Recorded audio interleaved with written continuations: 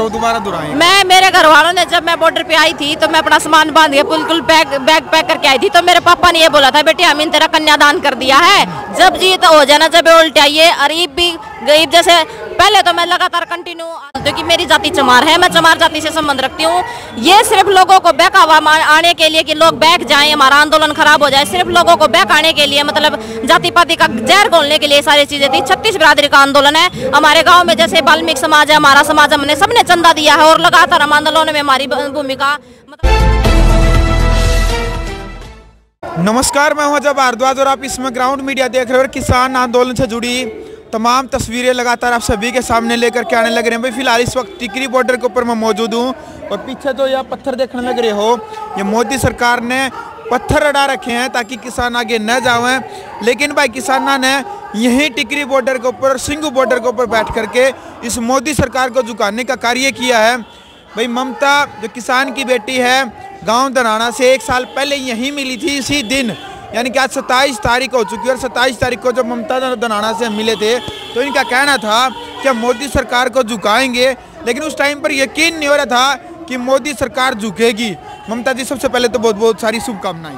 आपको भी बहुत बहुत शुभकामनाएं और मैं आपका तहे दिल से धन्यवाद करती हूँ सोशल मीडिया वालों का कि आप लोगों ने हमारा इतना साथ दिया कि नेशनल मीडिया तो मोदी की गोदी में जाके बैठ गया था, लेकिन आप लोगों ने हमारा इतना साथ दिया, उसके लिए मैं आपका तहे दिल से धन्यवाद करती हूँ कि आप हमारी जीत का आधार बने। बिल्कुल ममता जी, क्या कहना चाहेंगे आंदोलन को लेकर के?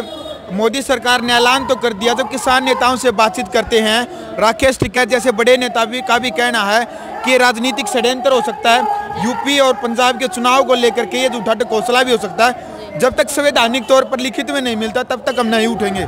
ये बात तो हमेशा से सच रही है कि मोदी साहब ने हमेशा ही झूठ बोला है। शुरू में बोल रहे थे कि 15-15 लाख रुपया बंदे के खातों में डालेंगे, फिर ये बोल रहे थे कि काला धन लेके आएंगे, फिर ये बोल रहे थे कि इतने रोजगार देंगे, लेकिन मोदी हमेशा झूठ ही बोलते हैं। इनका ये ढकोसला रहता है क्योंकि झूठ बोलना इनका काम है। झूठ बोलते बोलते हमारे लोगों का माइंड इतना आवाज कर दिया कि हमने कि हमारे जो लोग हैं इनको दोबारा सत्ता में ले आए। लेकिन अब की बार किसान हैं जो लोग 1 साल से सड़कों बैठे हैं, जितने धैर्य से इतने शांति से बैठे हैं, उनको ये समझ में आ गया कि मोदी की चलने वाली नहीं है।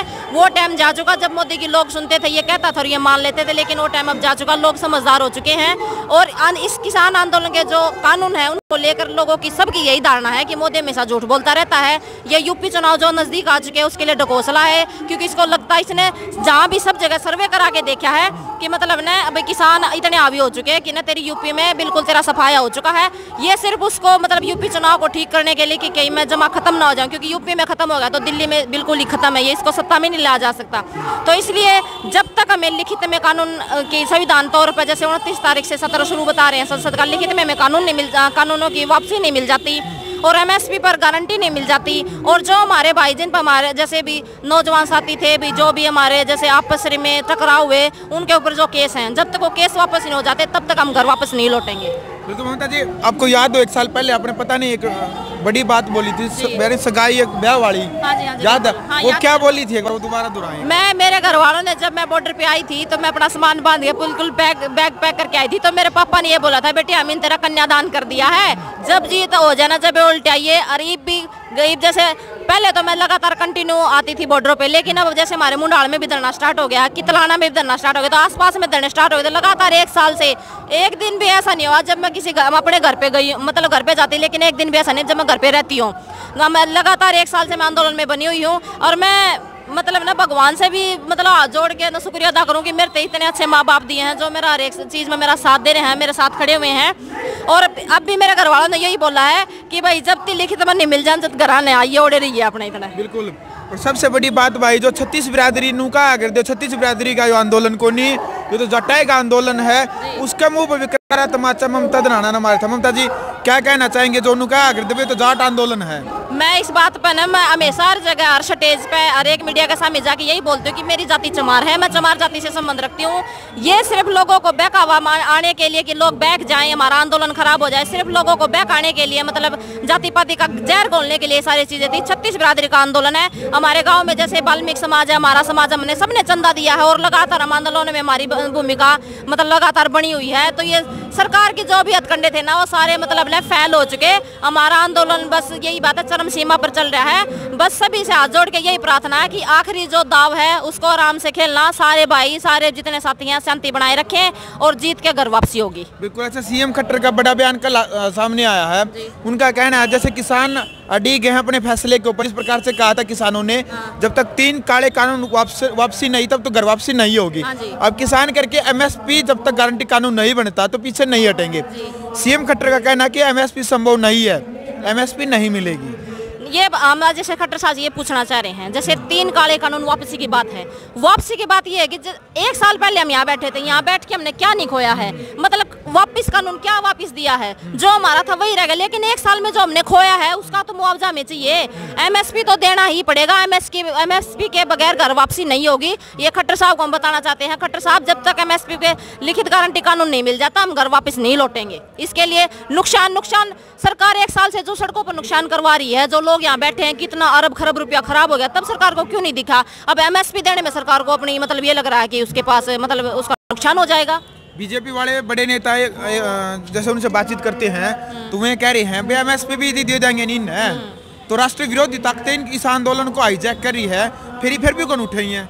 ये सब सारी झूठे हैं। क्योंकि ना बीजेपी को पता चल गया है, पहले ये कह रहे थे पाकिस्तानी बैठे हैं, खालिस्तानी बैठे। अगर हम पाकिस्तानी थे, खालिस्तानी थे तो मोदी जिस आदमी ने झुकाना कोई छोटी चीज नहीं है, वो भी झुक गया। पाकिस्तानी थे तो क्यों झुका, खालिस्तानी थे तो क्यों झुका?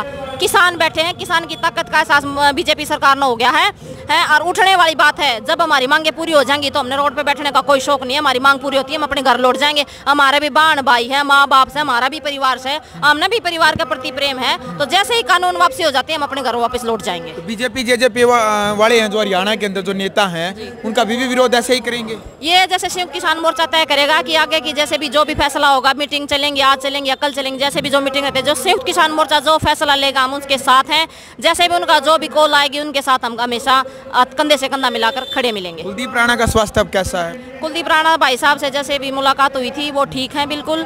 अब वे खतरे से बाहर हैं, उसके लिए भगवान से यही प्रार्थना, भगवान का धन्यवाद कि भाई को ठीक ठाक कर दिया और भाई जल्दी हमारे बीच में आएंगे। ममता जी, लास्ट एंड फाइनल क्या संदेश मोदी सरकार तक ग्राउंड मीडिया के माध्यम से किसान की बेटी होने के नाते क्या संदेश पहुंचाना चाहेंगे? मैं ग्राउंड मीडिया के माध्यम से मोदी साहब को या आम पब्लिक को सबको यही संदेश देना चाहती हूँ कि मोदी साहब 1 साल हो गया क्यों ब्रान माटी कर रखी लोगों की सड़का पे, बतेरी ब्रान माटी ओली बेरा तन्ने भी पाट लिया और मामी तो अडिग हाँ दरिए हाँ शांतिपूर्ण हाँ 1 साल तक तने देख लिया। ई बरा तेर तभी हाथ जोड़ का प्रार्थना, बाकी नु हाथ जोड़नी है तो 1 साल हो गया, इस तना माननी तो थी नहीं, लेकिन फिर भी हम हाथ जोड़ के प्रार्थना करा हाँ भी माम भी घर वाले हाँ भी परिवार से हमारा जो भी एमएसपी पर लिखित कानून है, जो हमारे भैया के केस हैं भी जो भी है जल्दी से जल्दी वापस ले लें और हम अपने घर वापसी लौटा। जय हिंद। चलो भाई, वीडियो आपने देख लिया। तो ये फिलहाल हमारे साथ ये क्रांतिकारी किसान की बेटी ममता दनाना इस वक्त हमारे साथ मौजूद थी और 4-5 मुद्दों को लेकर के हमने जो बातचीत रखी है उसको लेकर के आपकी क्या राय है? किसान आंदोलन को लेकर के देश के प्रधानमंत्री नरेंद्र मोदी ने जो संबोधन किया है उसको लेकर के आपकी क्या राय कि क्या संवैधानिक तौर पर बीजेपी सरकार इन कानूनों को रद्द करेगी या फिर कोई राजनीतिक षड्यंत्र लगता है? पंजाब और उत्तर प्रदेश के अंदर जो चुनाव है उस चुनाव में अपनी छवि पार्टी अच्छी करने के लिए क्या यह ऐसा किया गया है? आपने अपनी राय प्रॉपर जो भी एमएसपी की जो गारंटी कानून है उसको लेकर के आपकी क्या राय है? आपने अपनी राय जरूर रखनी है। वीडियो को शेयर करें, चैनल को सब्सक्राइब करें। आगे की जो जानकारी है किसान आंदोलन से जुड़ी हर खबर वो भी आपके सामने लेकर के आएंगे। ग्राउंड मीडिया के लिए टिकरी बॉर्डर से अपने कैमरामैन सुयोगिंजा के साथ मजबा। राष्ट्र निर्माण की जानकारी के लिए ग्राउंड मीडिया चैनल को सब्सक्राइब करें और शेयर करें।